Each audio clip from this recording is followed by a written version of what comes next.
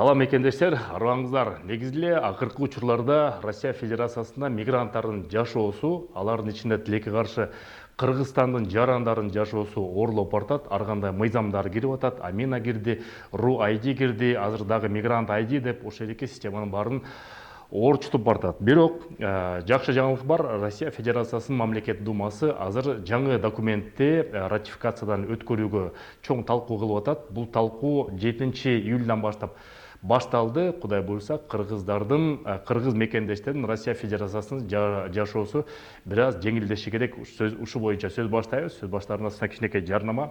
Осман Экспресс деген оюм бар. Россиядан дагы, Кыргызстандан дагы жүктөрдү бир күндө 600 рубльдин эсебинде Кыргызстандын бурун булчуна жеткизип берет.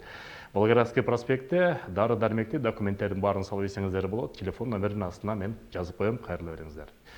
Урматтуу мекендештер, 7-июлда Россия Федерациясынын мамлекеттик думасында Кыргызстан менен Россиянын ортосунда эмгек тазалык камсыздоо жана миграция министрлигинин алкагында жана ички иштер министрлигинин алкагында жаңы документке келишим түзүү болуп атат. Кыргыз Республикасынын Россия Федерациясында негизи расмий ички иштер министрлиги бар. Эми Россия Федерациясынын Кыргыз Республикасында ошол ички иштер министрлигинин миграция жаатында расмий өкүлчүлүгүн ачуу боюнча документке кол коюулар жүрүп атат. Бул боюнча ошо мамлекеттик дума азыр бир сыйра талкуу кылып, анан Константин Затулин деген бир мигранттарга күйгөн, ошо Евразия экономикалык бирикмени туура көргөн, ошонун бүт принциптерин туура колдонууга чакырып жүргөн депутат бар. Ошол депутаттын азыр видеосун көрүп коюңуздар, андан ары сөз улантабыз. Граждане Киргизской республики – третья по численности группа трудовых мигрантов в Российской Федерации, после граждан Таджикистана и Узбекистана. При признании существующих проблем нашей экономики это наше преимущество, то, что мы можем черпать трудовые ресурсы из тех частей общего евразийского пространства Евразийского экономического союза, которые еще не так давно по историческим меркам были частью нашего общего государства. И где, в отличие от других стран, откуда тоже к нам приезжают трудовые мигранты, знают русский язык или пытаются, по крайней мере, его знать, помнят об общей истории.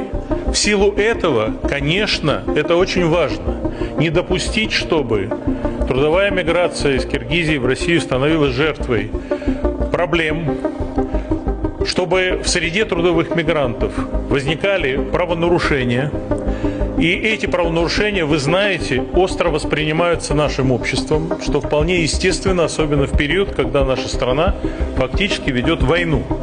Поэтому деятельность компетентных органов на местах, сотрудничество между ними крайне необходимы в этих условиях.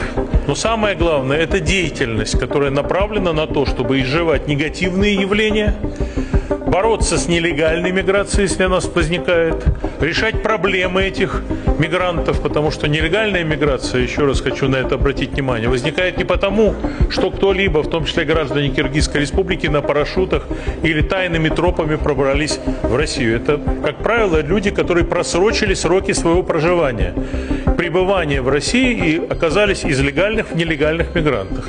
Нужно своевременно снимать эти проблемы. Это очень важно, и я прошу вас проголосовать за ратификацию этого документа.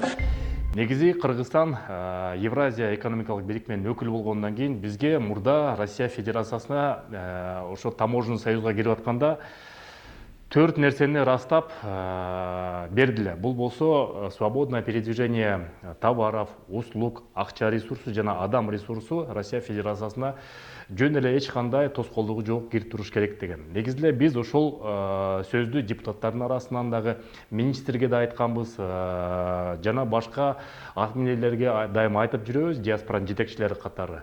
Негизи ошол принциптердин бүт баары ишке ашса, анда Кыргызстандын жарандары Россия Федерациясында орустардай эле жүрүп, орустардай эле иштеп жүрүшү керек эле деп. Эми ошол боюнча дагы талкуу жүрүп атат. Мамлекеттик думада дагы, жогорку кеңеште дагы талкуу жүрүп атат. Жогорку кеңешке азыр жакшы чоң состав келди. Марлен Маматалиев баш болгон абройлуу сөзгө чечен, иш менен да чечен, менин оюмча ошол депутаттарга да жеткизип атабыз. Менин оюмча биздин бүт ошол талаптарды, суранычтарды эске алып туруп, Кыргызстандагы, Россиядагы ошо мигранттардын жашоосун жеңилдетүүгө чоң салымын кошот деп ишенебиз. Негизи эле Кыргызстандагы өнүгүп атат. Тилекке каршы 100 миңден ашык квота чет элдик жарандарды, бангладештерди, пакистандарды, индустарды, өзбектерди, кытайларды алып келгенге 2026 жылы квота берилди Кыргызстанга. Биз ошону даттанып атабыз, чет элде жүргөн мекендештерди андан көрө ошолорду жумуш менен камсыздагыла деп.